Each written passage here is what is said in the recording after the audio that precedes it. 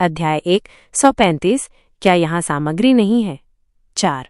वह स्पष्ट रूप से जानता था कि छोटा दोस्त ये बहुत असाधारण था। उसने पहले इसे क्यों नहीं खरीदा? क्या ये सिर्फ 50,000 युआन नहीं था? क्या वो नुकसान उठाने की स्थिति में नहीं था? उसने एक अच्छा अवसर खो दिया था। झाओ युआन जितना इस बारे में सोचता उतना ही उसे पछतावा होता।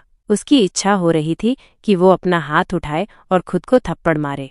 बूढ़े कारीगर ने भी दशकों से दुकान में कच्चे पत्थर खोले थे। ये लगभग पहली बार था कि इतने साधारण पत्थर में इतनी अच्छी सामग्री निकली थी। बूढ़े कारीगर की आवाज लगभग चली गई थी। उन्होंने एक कर्कश आवाज में कहा, ये वास्तव में एक बर्फ प्रकार का बैंगनी है। ये शब्द सुनते ही युवा वेटर बॉस के दफ्तर की ओर भागा। जल्द ही दुकान का मालिक भागता हुआ बाहर आया। बूढ़े कारीगर द्वारा छीले जा रहे जेड को देखकर उसकी आंखें चमक उठीं। उसे इतने उच्च श्रेणी की सामग्री देखे हुए कई साल हो गए थे।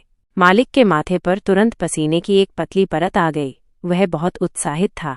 वो सीधे लियू यून के पास गया और उससे हाथ मिलाया।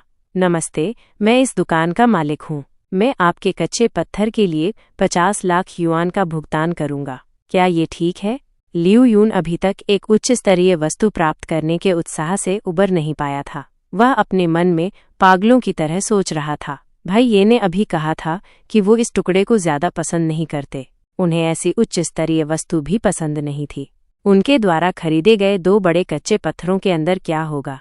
क्या ये संभव है कि अंदर सन वुकोंग की 2 पत्थर की मूर्तियां हों? ये देखकर कि लियू यून ने जवाब नहीं दिया, मालिक सोच रहा था कि क्या कीमत बढ़ाई जाए। तभी उसने आसपास के ग्राहकों में से किसी को कहते सुना, बॉस, सिर्फ इसलिए कि वे नौसिखिए हैं, आप लोगों को धोखा नहीं दे सकते हैं ना? 50 लाख युआन बहुत अनुचित है। मैं 80 लाख युआन देने को तैयार हूँ। इसे मुझे बेच दो। जब लियू यून ने ये कीमत सुनी तो उसे बस अपना सिर घूमता हुआ महसूस हुआ।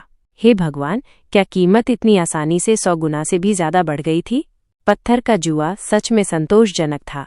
जब दूसरों ने देखा कि लियू यून चुप है तो उन्होंने सोचा कि उसे कीमत कम लग रही है, इसलिए वे बोली लगाने के लिए प्रतिस्पर्धा करने लगे। ऐसा लग रहा था जैसे वे किसी नीलामी के कार्यक्रम स्थल पर हों।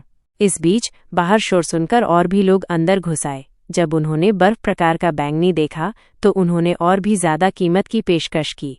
कुछ ही देर में कीमत पहले ही 1 करोड़ के करीब पहुंच गई थी। ये देखकर कि ज्यादा से ज्यादा लोग कीमत बढ़ा रहे थे, लियू यून को लगा कि कुछ गड़बड़ है। मैं इसे नहीं बेच रहा हूँ, मैं इसे अपने लिए रखना चाहता हूँ।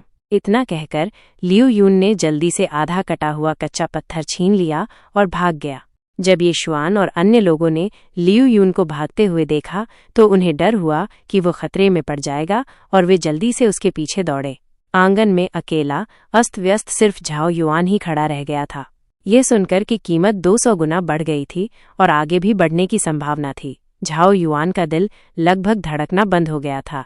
अब उसकी इच्छा हो रही थी कि वो ये शुआन की ओर देखे। ये बच्चा बहुत ही ज्यादा शानदार था। इस बीच ये शुआन और बाकी लोग आखिरकार लियू यून के पास पहुंच गए।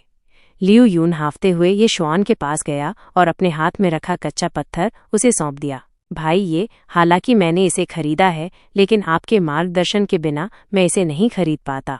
सोचने के बाद ये कच्चा पत्थर आपका होना चाहिए।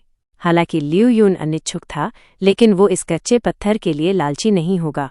हालांकि ये शुआन ने केवल अपना हाथ हिलाया और कहा, इसे रखो। मैंने पहले ही कहा था, मुझे ये टुकड़ा ज्यादा पसंद नहीं है, तुम इससे खेल सकते हो। बाकी लोग हैरान थे। उन्हें 10 करोड़ युआन से ज्यादा कीमत का बर्फ प्रकार का बैंगनी भी पसंद नहीं आया। ये देखकर कि ये शुआन इसे लेने पर जोर नहीं दे रहा था, लियू यून कच्चे पत्थर के साथ घर चला गया। उसके पिता घर पर ही थे, इसलिए लियू यून ने कच्चा पत्थर अपने पिता को सौंप दिया और आज जो कुछ भी हुआ था वो सब उन्हें बता दिया। लियू हाईकोंग के मुंह के कोने इस कहानी को सुनकर फड़क उठे। ये नहीं हो सकता, है ना? ये 10 करोड़ युआन से ज्यादा कीमत का बर्फ प्रकार का बैंगनी था। हालांकि ये शुआन ने वास्तव में सोचा कि इतना बड़ा टुकड़ा बहुत छोटा था। इस आकार और स्पष्टता के साथ यह जेड नीलामी में प्रस्तुत होने के लिए काफी अच्छा था। हालांकि दूसरी बार सोचने पर लियू हाईकोंग जोर से हंसे। उन्होंने अपने बेटे के कंधे पर हाथ रखा और कहा, हा, तुम सही समय पर आए हो। क्या ये चेयरमैन ये के लिए मुहर बनाने की सामग्री नहीं है? लियू यून ने अपने सामने सुंदर जेड को देखा। हालांकि वो थोड़ा अनिच्छुक था, फिर भी उसने खुशी खुशी इसे सौंप दिया। ठीक है, वैसे भी ये भाई ये का ही होना चाहिए था। अब हम एक एहसान भी कमा सकते हैं। चाहे कुछ भी हो, लियू परिवार को फायदा हुआ है। 10 करोड़ एक बड़ी रकम लग रही थी, लेकिन ये शुआन की तुलना में ये कुछ भी नहीं था। वे उससे एहसान लेना चाहते थे। लियू हाईकोंग ने बस कहा, चलो मेरे साथ अभी एक मूर्तिकार ढूंढने चलते हैं। कच्चा माल इतना अच्छा है, इसलिए नक्काशी कौशल खराब नहीं हो सकता। पिता और पुत्र जेड को एक जानी मानी दुकान पर ले गए। लियू हाईकोंग ने बार बार कारीगर को याद दिलाया, मैं इसे एक बहुत ही महत्वपूर्ण व्यक्ति को देने जा रहा हूँ। आपको शिल्पकारी पर ध्यान देना होगा। कारीगर ने पहले कभी इतनी अच्छी सामग्री नहीं देखी थी। स्वाभाविक रूप से उसने लियू हाईकोंग की बात सुनी और सावधानी से इसे बनाना शुरू कर दिया। कहानी जारी रहेगी।